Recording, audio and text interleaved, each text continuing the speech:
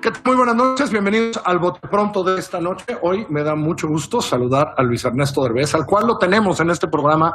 Generalmente, cuando sale esto de lo que vamos a hablar hoy, aunque hemos hablado de otras cosas, el rector de la Universidad de las Américas en Puebla. ¿Cómo estás, Luis Ernesto? Me da mucho gusto saludarte. Al contrario, muchas gracias por darme tu programa, Carlos, y muchas gracias por permitirme mostrar este documento que vamos a comentar en un instante. A ver, esto habla de algo que hoy que está en discusión por cosas que no quiero meterme a esas hoy, pero que si la justicia, que si tal. De hecho, hoy en la mañanera, por ejemplo, fue Alfonso Durazo y dijo, tuvimos un mal julio, ¿no? Muy poquito, pero tal, en homicidios, seguridad, violencia, justicia.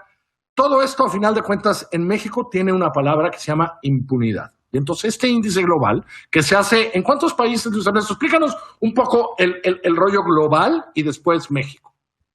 Bueno, nosotros empezamos pensando que lo que no existía era lo que nosotros estamos llamando el índice global de impunidad. Y el punto central era, la gente habla de corrupción, violencia, inseguridad, pero lo que realmente genera esto es la impunidad.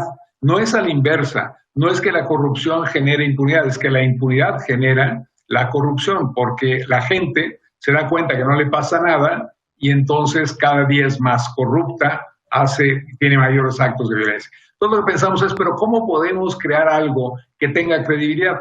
Y lo que se nos ocurrió fue, vamos a generar un índice, pero primero lo generamos a nivel global. Usamos dónde están las mejores prácticas de policía, investigación, control en el sentido de seguridad ciudadana, dónde están las mejores prácticas en el sistema de procuración de justicia, desde lo que llamamos en México los ministerios públicos, claro, el proceso de los juzgados y finalmente el sistema carcelario, y también de qué manera se respetan o no los derechos humanos y por qué se respetan o no se respetan, cuáles son esos elementos que permiten que haya respeto o no a los derechos humanos en una población. Agarramos estos tres conceptos, los pusimos juntos y dijimos, bueno, ¿y ahora cómo armas un índice? Pues tenemos que tener cosas comparables. ¿Qué es comparable? Es comparable el número de policías que tengas por 100,000 habitantes. Y usamos la norma de 100,000 habitantes, porque con eso normalizas, no importa el tamaño del país, porque si no, pues estarías hablando de Suiza, que puede tener nada más 8 millones de habitantes, contra México con 125 millones. Entonces usamos ese elemento de normalización y lo que estamos analizando es el número de policías que existan, la capacitación que tenga esa policía, desde el punto de vista también de agentes de investigación que existan, todo normalizado por 100,000 habitantes. Y luego en la parte de procuración te mueves a cuál es la cantidad de ministerios públicos o su equivalente por 100,000 habitantes, cuál es al mismo tiempo su eficiencia, su funcionamiento, y ahorita regreso a esto, y qué pasa con los juzgados. Dos elementos juzgamos en estas estructuras. Uno es la estructura, la acabo de mencionar, y la otra es la funcionalidad. Ok, tienes esos, pero ¿cuáles son los resultados? Exactamente. Exactamente. Entonces, una cosa que descubrimos, que no creo que sea de mucho, todo el mundo lo va a pensar, es uno de los primeros problemas que hay es cuántas denuncias se generan por delitos 100,000 habitantes, ¿no? Y ahí encontramos una tragedia en México y es lo que se conoce como la cifra negra. El hecho de que la gente no denuncia está cada día mayormente siendo el impacto de impunidad. Porque si de 100 delitos tú únicamente estás en este momento realmente denunciando 3, entonces no hay más que un arranque de 3 investigaciones por cada 100 delitos que se cometen en México. Y México tiene una de las cifras negras más grandes del mundo. Ese es otro de los elementos negativos que deja en claro que vas a tener impunidad porque la gente no le tiene confianza a las instituciones ni de investigación policíaca ni de procuración de justicia. A ver si me equivoco en esto. Entiendo que hay un lío de confianza, pero no solo es de confianza, sino de pesadumbre. ¿A qué me refiero?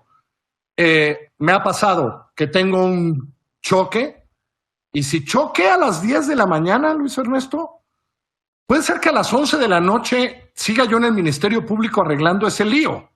Sin duda. Y confío en todos los que están ahí, ¿eh? Digamos que confío en ellos en términos de confianza. ¿sí? Pero por Dios, la ineficiencia, ¿no? Es decir, y ese es el segundo punto, Carlos, es la funcionalidad del sistema. Entonces, la pregunta que nos hacemos nosotros es, ¿cómo puede funcionar un sistema si no tiene suficientes agentes de Ministerio Público? ¿Cómo puede funcionar un sistema si aún teniéndolos tiene un proceso burocrático muy lento de llenado, de procesado y demás? ¿Y cómo vamos entonces a definir el cambio en la estructura necesario? Y esa es la razón por la que hacemos la comparación global, primero, porque lo que dijimos es, déjame ver cómo lo hacen en otros países y comparemos entre países. Y luego hacen jueces, ¿no? Y luego también hacen número de jueces por 100,000 habitantes, ¿no? Entre otras cosas, también el número de agentes del Ministerio Público, la eficiencia, el tiempo que tarda en presentarse una denuncia, la que tú estabas comentando, y que sea realmente procesada y empiece ya a través de ello un proceso. Entonces, todo esto lo pusimos, agarramos y logramos obtener información equivalente en 69 países.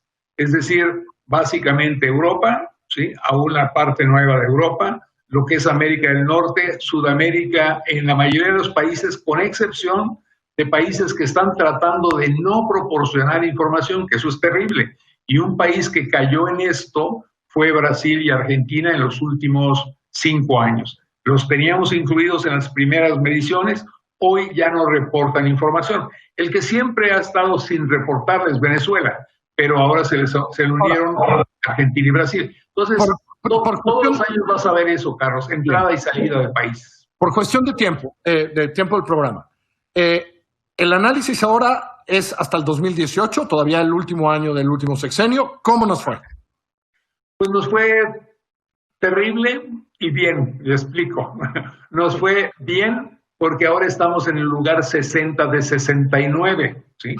Pero bueno, estábamos en el 66 la última vez y estuvimos en el 68.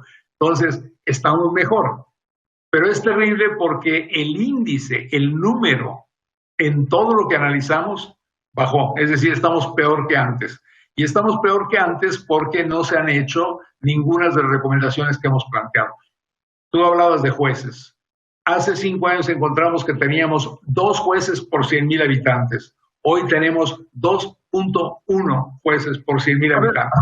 Este tema me interesa mucho, Luis Ernesto, porque países similares a nosotros, porque he visto los datos de otros de sus reportes, son muchos más jueces por cada 100,000 habitantes, ¿no? O sea, estamos hablando de 8 y 9 y 10 jueces. Bueno, en países la media mundial, Carlos, pasó de 14 en la primera ocasión que lo discutimos a 18 básicamente hoy. O sea, ellos subieron de 14 a 18 el promedio. Sí. Y nosotros pasamos de 2 a 2.1.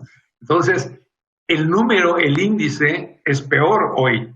Pero claro, ahora hay peores países que nosotros, estamos mejor, pero estamos peor. ¿Por qué? Porque no hemos progresado para nada, ni en lo que es la procuración y en la estructura del sistema de procuración de justicia, tampoco en investigación. ¿En Ministerio Público cómo nos fue, Luis Ernesto?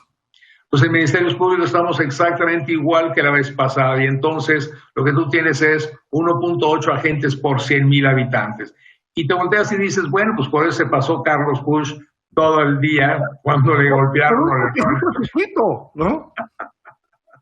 Pero es que ese es el problema, porque no te pueden procesar, no tienen tiempo y además no hemos modificado la manera como se hace. De hecho, tú vas a la primera denuncia y luego tienes que ir a ratificarla. O sea, son 2 veces. Esas cosas son las cosas que hay que eliminar. Eso es lo que hay que cambiar, Carlos, y no lo estamos haciendo. No existe en las autoridades una sensación de que se requiere hacer eso. Lo estamos viviendo en el hecho que no quieres mencionar, de lo que está pasando con un proceso que está siendo mediatizado en lugar de ser dirigido concretamente al sistema de procuración de justicia.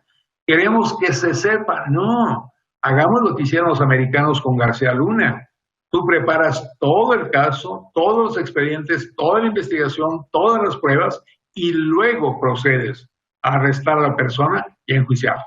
Del que además García Luna está en la cárcel y sabemos muy poquito de exactamente las acusaciones y tal, ¿no? Todavía hoy, y el señor está en la cárcel, iba a tener fecha de primera audiencia ahora, pero por COVID no la tiene. Aquí Ya sabemos todo, ¿ya qué?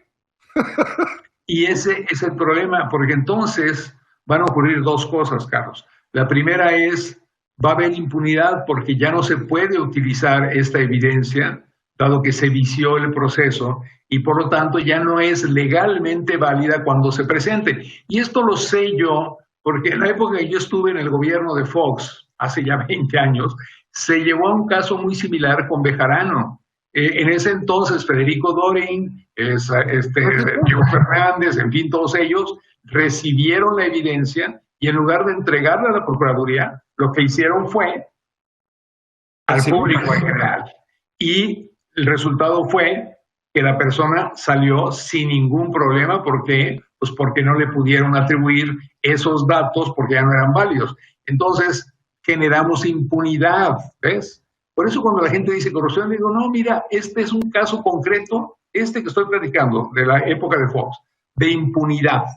Porque no fue corrupción, fue impunidad generada por un deseo de otra naturaleza.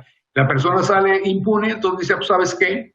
Yo puedo seguir haciendo esto. Eso es lo que pasa en muchísimos delitos. Es decir, mientras el mentir siga siendo tan barato, esto no va a parar, ¿no? Bueno, entonces, ¿qué estamos recomendando, Carlos? A ver. Las recomendaciones siguen siendo las mismas, que es, mira, la asignación de presupuesto tiene que ir hacia el mejoramiento de la estructura, tanto del sistema de procuración de justicia, estamos hablando mayor número de juzgados para que haya mayor número de jueces, etcétera, como en lo que es el área policíaca, tanto desde el proceso de investigación como la capacitación de verdaderos policías investigadores que sepan hacer las cosas de acuerdo a la ley, y luego contratación de gente por contratar gente. México tiene más policías por 100,000 habitantes que el promedio mundial, más. La gente no entiende, digo, mira, tenemos 380 policías en promedio por 100,000 habitantes, el promedio del mundo son 314. Entonces, no es un problema de que nos faltan policías. No es un problema de número. Eso, capacitarlos, desarrollarlos, el área de investigación. Ahí están los detalles, Carlos, que el documento permite mostrar y al mismo tiempo decirle a las autoridades a nivel estatal, municipal o federal, aquí está la ruta que ustedes deberían seguir, pero empieza por asignación de presupuesto, empieza por aceptarlo como una prioridad. Se nos fue el tiempo, Luis. Me da mucho gusto, como siempre, saludarte. Mucha suerte cuando regresen los estudiantes, los maestros de la Universidad de las Américas en Puebla. Ojalá, gracias a ti, Carlos. Un abrazo a toda la Victoria. Buenas noches.